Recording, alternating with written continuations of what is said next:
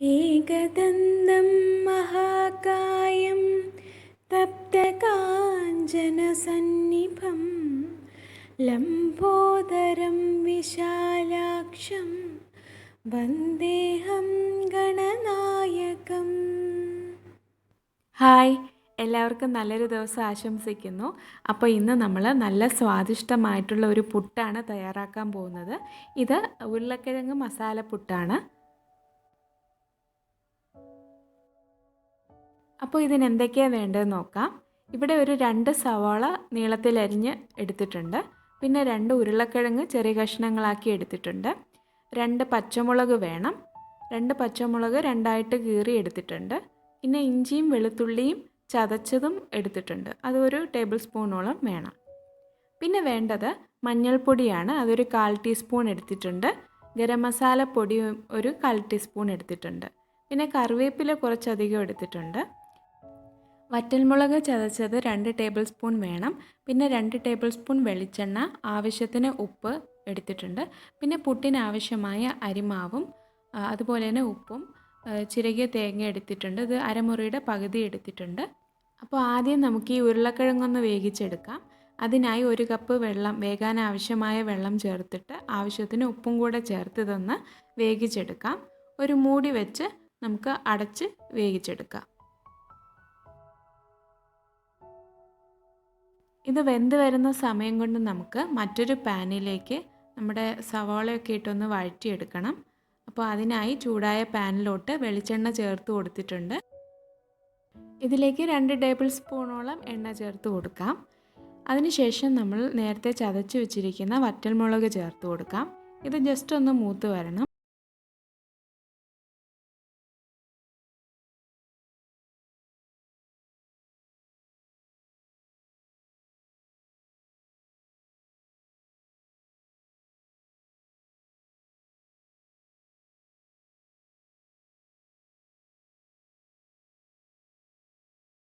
ഇത് ജസ്റ്റ് ഒന്ന് മൂത്ത് വന്നിട്ടുണ്ട്. തീരെ അങ്ങ് കരിഞ്ഞു പോകരുത്. അതിനുശേഷം നമുക്ക് കറിവേപ്പില ചേർത്ത് കൊടുക്കാം.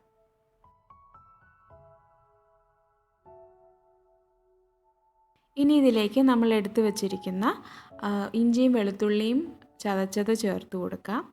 ഇനി ഇത് നന്നായിട്ട് ഇതിൻ്റെ പച്ചമണം മാറുന്നത് വരെ നമുക്കൊന്ന് വഴറ്റിയെടുക്കാം.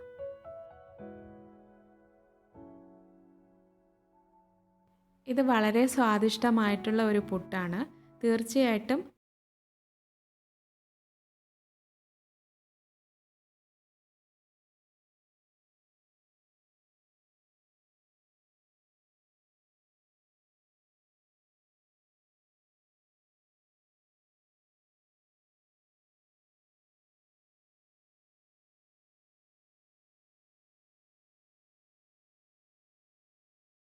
ഈ ഇഞ്ചിയുടെയും വെളുത്തുള്ളിയുടെയൊക്കെ പച്ചമണം മാറി വന്നിട്ടുണ്ട്. നന്നായി വഴറ്റിയെടുത്തിട്ടുണ്ട്. ഇനി ഇതിലേക്ക് പച്ചമുളകും സവാളയും ചേർത്ത് കൊടുക്കാം. ഈ പച്ചമുളകൊക്കെ എരിവിനനുസരിച്ച് ചേർത്ത് കൊടുത്താൽ മതിയാവും. ആദ്യം നമ്മൾ ഈ വറ്റൽമുളക് ചതച്ചത് ചേർത്ത് കൊടുത്തിട്ടുണ്ട്.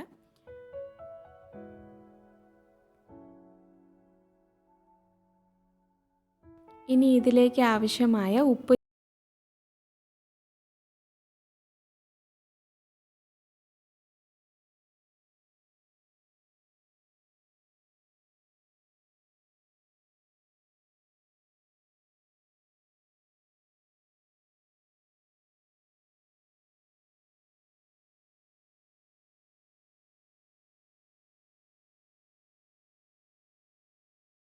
ഷെയർ ചെയ്യാനും മറക്കരുത്. പുതിയതായി കാണുന്നവരാണെങ്കിൽ ദയവായി സബ്സ്ക്രൈബ് ചെയ്യുക. നല്ല നല്ല വീഡിയോസ് ഇനിയും ഇടുന്നതായിരിക്കും.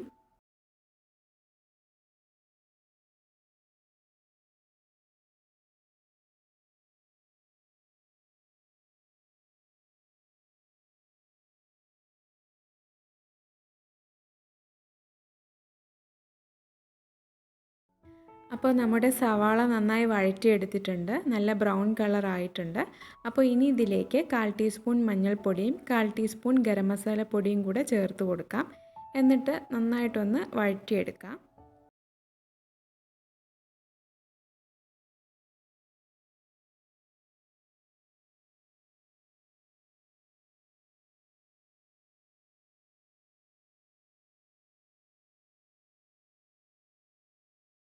നമുക്കിതിലേക്ക് നമ്മൾ നേരത്തെ വേകാൻ വെച്ചില്ലേ ഉരുളക്കിഴങ്ങ്, അത് നന്നായി വെന്ത് വന്നിട്ടുണ്ട്. അപ്പോൾ അത് ഇതിലേക്ക് ചേർത്ത് കൊടുക്കാം. എന്നിട്ട് നന്നായിട്ട് ഇളക്കി യോജിപ്പിക്കാം.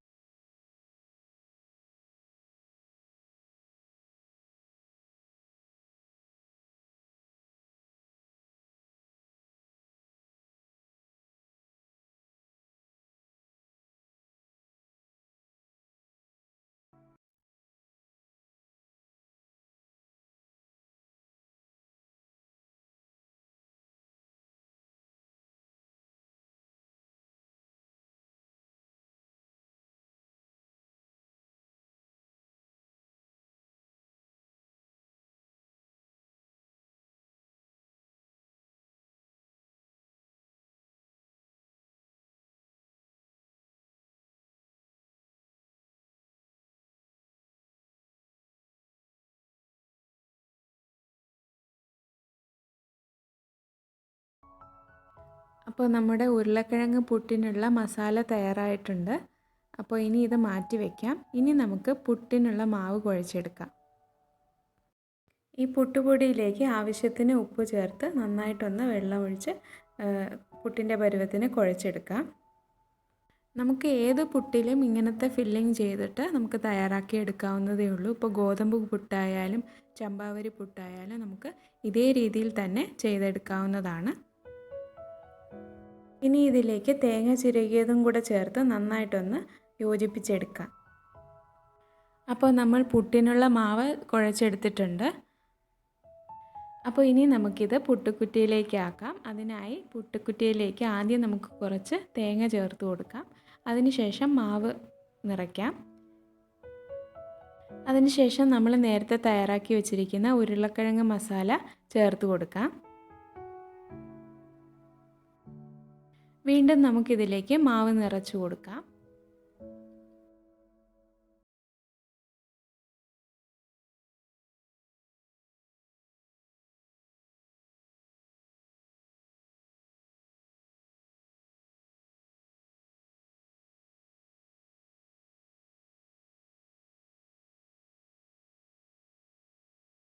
അപ്പോൾ ഇത് ഫുള്ള് ഫില്ല് ചെയ്തെടുത്തിട്ടുണ്ട്.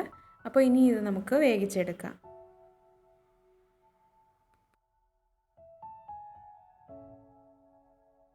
അപ്പോൾ നമ്മുടെ സ്വാദിഷ്ടമായ പുട്ട് തയ്യാറായിട്ടുണ്ട്. അപ്പോൾ നിങ്ങൾക്കിത് തീർച്ചയായിട്ടും ഇഷ്ടപ്പെടും. നിങ്ങൾക്ക് ഈ വീഡിയോ ഇഷ്ടമായാൽ തീർച്ചയായിട്ടും ലൈക്ക് ചെയ്യാനും ഷെയർ ചെയ്യാനും അതുപോലെ തന്നെ സബ്സ്ക്രൈബ് ചെയ്യാനും മറക്കരുത്. അപ്പോൾ ഇനി അടുത്ത നമുക്ക് നല്ലൊരു വീഡിയോയുമായി കാണാം. എല്ലാവർക്കും നന്ദി.